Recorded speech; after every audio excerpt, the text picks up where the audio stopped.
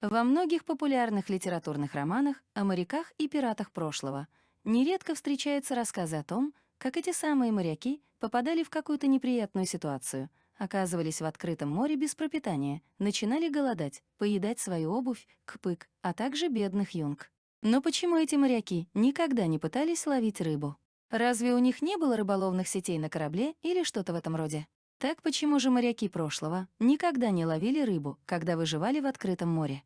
Сколько еды, воды вообще хранилось на кораблях в 15-18 веках? Если взять за отправную точку 18 век, учитывая общие временные рамки популярных пиратских фильмов, большинство линейных кораблей было снабжено преимущественно соленым и вяленым мясом, корабельным печеньем, сушеными бобами, горохом или другими бобовыми и, естественно, большим количеством рома.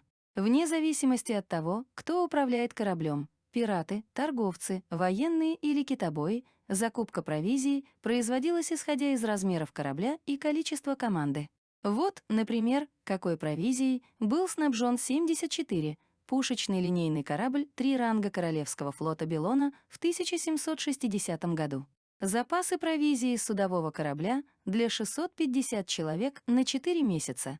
Говядина 5200 упаковок по 1 килограмму, свинина 9620 упаковок по 1 килограмму, пива 236 бутылок. В судовом журнале не указаны более точные данные. Вода 339 бочек, 49 018 галлонов. Запас рассчитывался на 1 человека, потребляющего ежедневно по 2 литра. ХЭП 650 пакетов. В судовом журнале не указаны более точные данные. Сливочное масло 3900 фунтов, 1769 килограммов, сыр 14 160 фунтов, 6422 килограмма, овсянка 19 008 фунтов, 8621 килограмм, горох 20 800 фунтов, 9434 килограмма, мука 15590 фунтов, 7071 килограмм, сало 2600 фунтов, 1179 килограммов, уксус 709 галлонов, 2683 литра. Глядя на припасы, можно представить себе довольно скучную диету, редко разбавляемую свежими фруктами и овощами, когда корабли заходили в порт. И пираты, и любые другие моряки ели говядину и соленую свинину почти исключительно в море, потому что это то, что хранилось в море дольше всего. Свежие фрукты, молочные продукты и рыбу с собой никто не брал, поскольку срок годности у таких продуктов был минимален. Почему моряки не ловили рыбу, если оказывались в ситуации, когда им нечего было есть, или же приходилось выживать в открытом море? Писатель Натаниэль Филбрик в своей книге «В сердце моря. Трагедия китобойного судна «Эссекс» задал тот же вопрос. Почему, например, китобои, люди, зарабатывающие на жизнь щедрыми дарами моря, после столкновения с огромным китом и потопления корабля, оказавшись на вельботах, шлюпах, не могли что-нибудь поймать, вместо того, чтобы прибегнуть к каннибализму и начать поедать бедного юнгу? Это деликатный вопрос во времена, когда каннибализм был обычным явлением при подобных обстоятельствах. Нечто подобное происходило и в командах опытных военных, и в командах китобоев, а также в пиратской среде.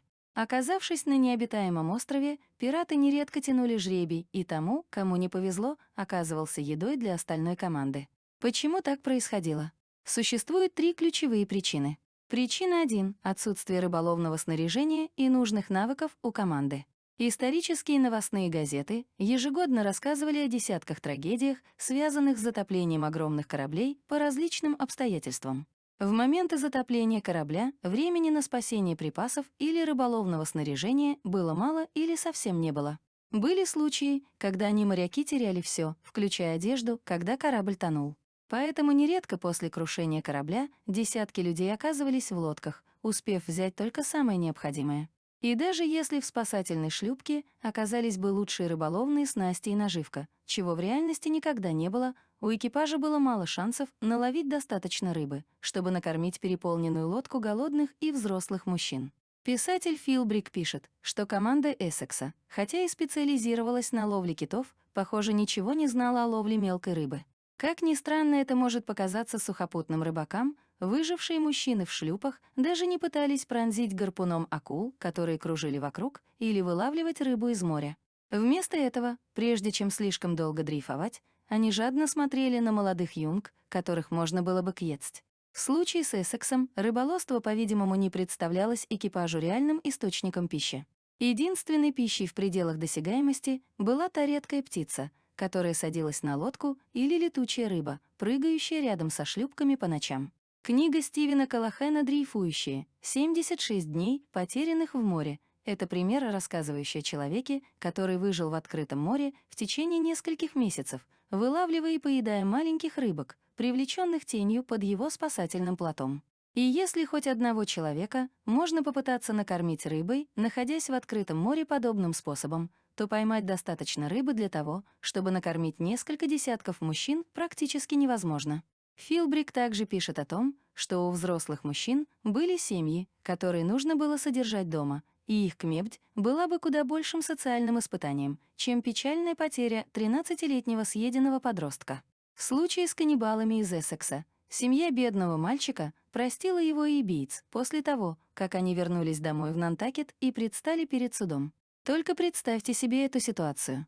Адвокат, защищавший в суде одного моряка-каннибала, выразился так: «Возьмите во внимание те ужасные условия. В длинной лодке, в сотнях лье от берега, лье — французская мера длины, равная 4,5 километра, загруженный по самый борт 42 взрослыми мужчинами, с минимальными припасами, достаточными только для продления агонии голода и жажды. Любые присяжные должны вынести не только оправдательный приговор, но и похвалить тех людей, которые смогли решиться на такой ужасный и дикий шаг, чтобы выжить. У этих людей не было ничего под рукой, кроме самих себя, чтобы найти себе пропитание». И суд присяжных оправдал этого каннибала, как это очень часто и происходило в подобных случаях.